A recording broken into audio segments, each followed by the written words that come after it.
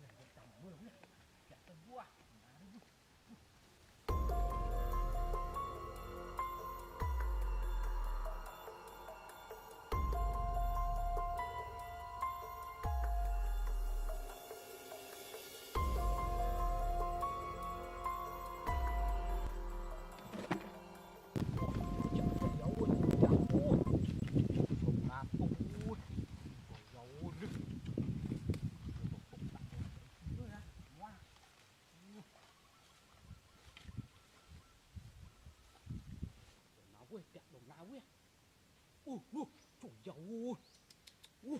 Lẹ ui, trời ơi. Trời ơi. Trời đi ấy. Trời lẹ tới ngay ui. Ui. Priệp. Ui đi. Trời biết trời.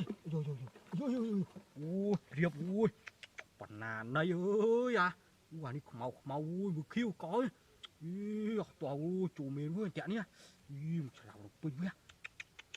Ui, ui, anh à. Ui, bởi vì khơi bột khom đấy ui anh à. Ui, tôi vừa hợp lẹ cho ui. Lẹ ui. Ôi dâu. Bao ui à. Ui. Im kỳ phong ui à. Tôi à, chọn đi nè. Tôi đặt đây chim mới. Chọn đi ui à. Chọn ngồi mang chạy nha.